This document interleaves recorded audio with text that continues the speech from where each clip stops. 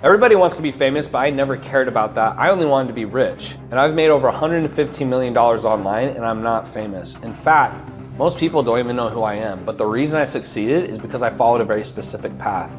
In this video, I'm gonna show you the steps I followed to build a real business without needing 1 million followers or going viral. Let's get into it. That brings us to point number 1, which is that subscriber count is fool's gold.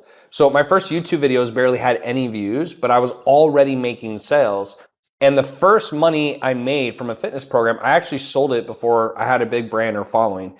It was just me, my phone, and solving a real problem. So when I initially was selling, the first thing I did is I just reached out to everyone who liked, commented, or followed me on social media. And I know that sounds very simplistic, but that's actually what I did. And then when I ran out of that, what I would do next is I would either go on Facebook groups related to fitness and I'd start conversations there, or I would find a famous influencer and then I would look at their follower list and I'd message people off of that because obviously they were interested in fitness. You don't need a ton of subscribers to make a ton of money. Sure, it can help, like anything. It's not gonna hurt you. But a lot of people think that that matters and it really doesn't. So the lesson you're trying to get from this is don't chase vanity metrics.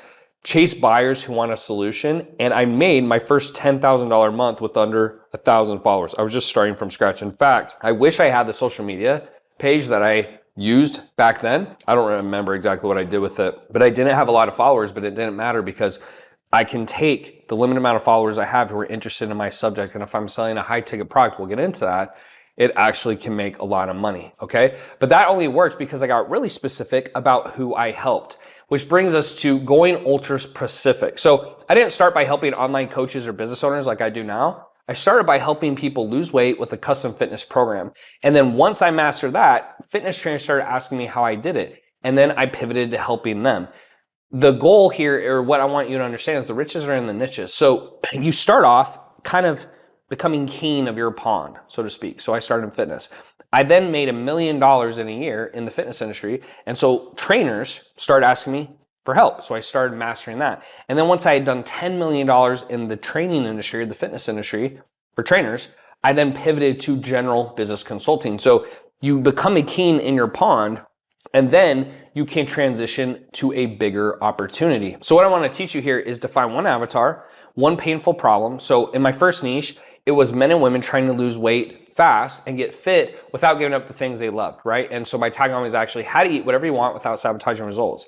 Later niche was fitness trainers who want to make and earn 10K a month. And then I actually went into general business consulting. So hopefully you're that type of person where you may not be in the fitness industry, but you're still looking to get help from me. Okay. So now that you've got the right people, let's talk about how I built trust with them without ever going viral, which takes us to step number 3, which is build trust with free content or run ads. So I didn't start by helping online coaches or business owners. I started by helping people lose weight with a custom fitness program. And then once I master that, fitness trainers started asking me how I did it, and I pivoted to helping them. To start, to be honest, like I didn't like doing social media. I actually do it a lot more now because for me to get to the next stage of my career, I feel that it's necessary. What I did back then is I just ran a lot of ads. I still run a lot of ads now. And so it doesn't matter how you win. The benefit if you do a lot of organic content that gets a lot of views is that usually will make up a lot of profit in your business because ads usually is about 60% of your expenses. If you run a lot of ads, you don't really have to shoot a ton of content per se, but then you really are never able to build a brand. And so there's pros and cons to both. Usually there's a mix, right? It's using a mix of both where you get organic traffic and then you can retarget them with ads. We'll get into that a little bit later in the video,